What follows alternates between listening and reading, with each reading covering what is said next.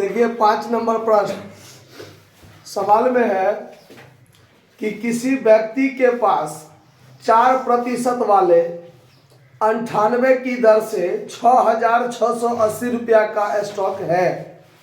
ठीक है, जब स्टॉक का मूल्य 2% गिर जाता है तो उन स्टॉक को बेचकर 3.5% वाला 83.5 की दर से यानी 83.1/2 के दर से नया स्टॉक वो क्या करता है, खरीदता है। ठीक है, तो कहता है कि उसकी आय में जो परिवर्तन हुआ उस परिवर्तन को बताइए।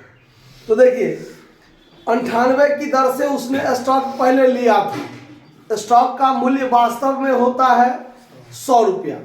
स्टॉक का मूल्य, एक स्टॉक का मूल्य वास्तव में 100 रुपया होता है, लेकिन उसने जब खरीदा था तब वो 98 की दर से खरीदा था। ठीक है, लेकिन अब जो है वो स्टॉक का मूल्य 2% गिर जाता है। स्टॉक का मूल्य क्या होता है, 2% गिरता है। तो 100 का 2%, 2 रुपया उसका दाम गिर जाएगा। कितना गिरेगा, 2 रुपया की दर से गिरेगा। तो 98 का था, 2 रुपया और उसका मूल्य गिर गया, तो अब स्टॉक का वैल्यू 96 रुपया, यानी वो बेच रहा है 96 की दर से। कितना की दर से, 96 की दर से। उसके बाद देखिए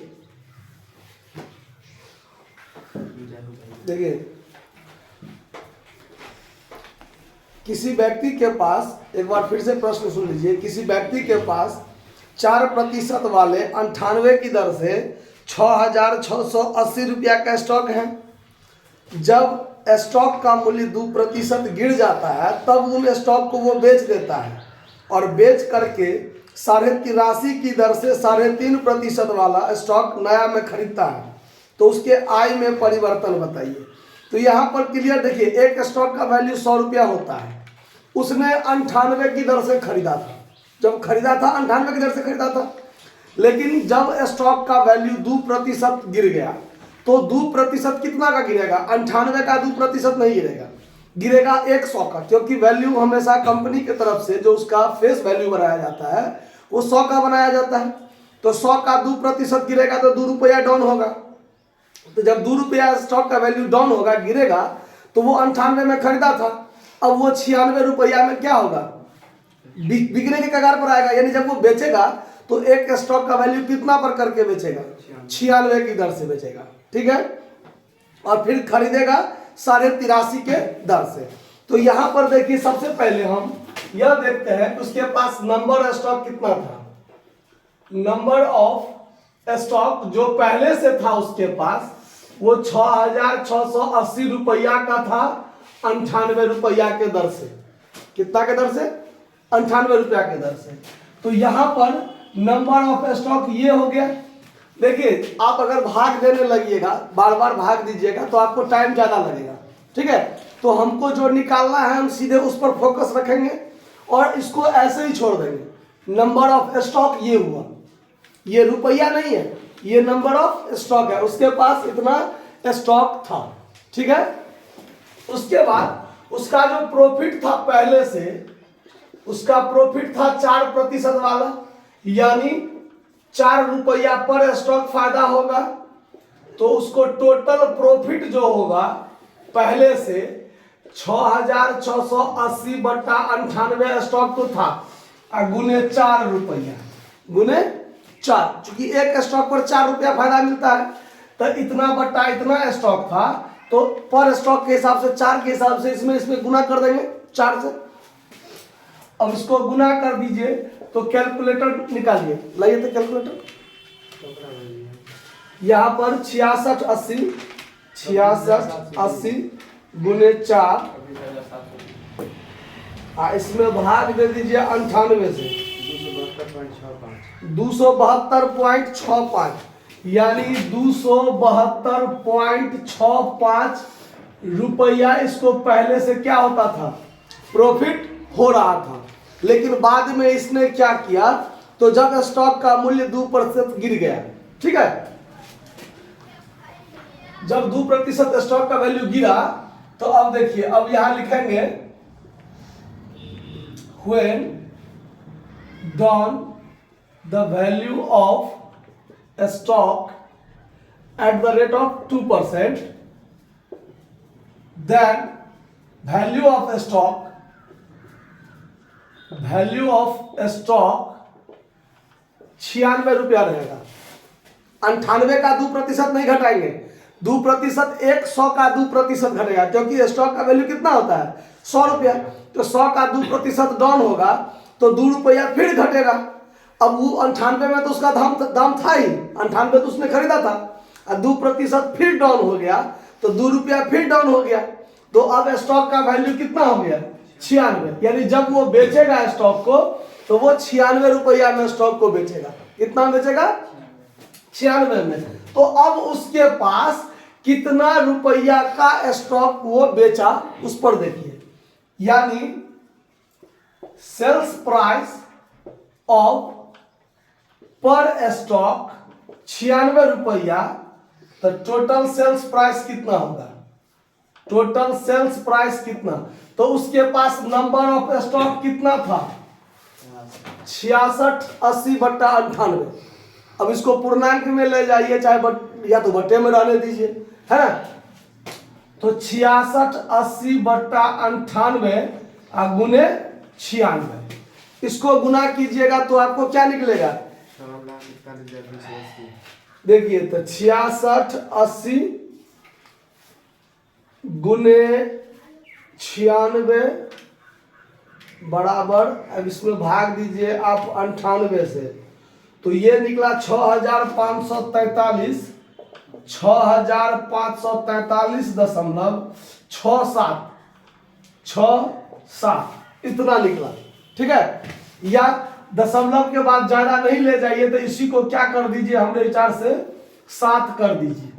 ठीक है, 6 7 को सीधे 7 कर दीजिए, कर सकते हैं, कोई दिक्कत इसमें। चलिए अब आगे देखते हैं कि टोटल सेल्स प्राइस तो मेरा ये हुआ। अब हम क्या करते हैं, जब नया स्टॉक खरीदेंगे तो purchase price of new stock, वो आपका 83.1/2 मतलब 83.5 रुपया एक स्टॉक का। कितना का, एक स्टॉक का। तो आप number of new stock, number of new stock कितना खरीदिएगा आप, तो 6543.7 और भागा में 83.5, इतना ही स्टॉक ना आप खरीदिएगा।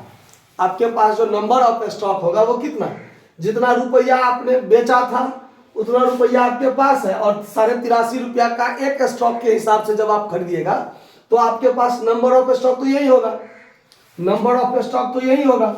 अब इसको भाग दीजिए तो ज्यादा परेशानी लगेगा, अब इसको रहने देते हैं, इसकी जरूरत हमको नहीं है भाग देने की। अब हम देखते हैं प्रॉफिट, न्यू प्रॉफिट। अब नया में उसको प्रॉफिट कितना मिल रहा है, तो न्यू प्रॉफिट हो रहा है उसको पर स्टॉक 3.5%, मतलब 3.5 रुपया हो रहा है। तो टोटल प्रॉफिट अब उसको कितना हो रहा है, टोटल प्रॉफिट अब उसको हो रहा है 6543.7 बट्टा 83.5 गुने 3.5, यानी इतना रुपया। ये हुआ स्टॉक की संख्या और ये है पर स्टॉक आमदनी। तो एक स्टॉक पर 3.5, तो इतना स्टॉक पर कितना, तो इसमें गुना करेंगे, क्योंकि नंबर ऑफ स्टॉक तो हमने यही रखा है, भागा दिया नहीं है। तो अब देखिए 6543.7 गुना कर दीजिए 3.5 और इसमें आप भाग दीजिए 83.5, तो आपको आया है 274.28। तो 28 को छोड़ के आप इसको यहाँ पर क्या बना सकते हैं, 3 रुपया बना सकते हैं ना, यानी बाद में इतना आमदनी हो रहा है और पहले से उसको कितना आमदनी होता था, इतना आमदनी होता था, हो रहा था ना। तो अब उसको इंक्रीज इन प्रॉफिट जो होगा, यहां देख लीजिए, इंक्रीज इन प्रॉफिट जो होगा उसको कितना होगा? तो 274 रुपया 274.3 माइनस 272.65, तो 65 को 7 कर दे, 7 कर देते हैं, कोई दिक्कत? 0.65 है तो 65 को हम क्या करते हैं, पूर्ण पैसा में लगभग कर देते हैं, तो यहाँ पर 7 कर देते हैं। तो अब इसको घटा दीजिए, कितना होगा? इसको घटाइए तो 274.3 गलती हो गया, 273.3, फिर गलती कर दिए, 274.3 है ना, और माइनस 272.7, तो 1.6 रुपया, 1.6 रुपया इसको क्या हुआ, प्रॉफिट में वृद्धि हो गया। समझ में आया बात?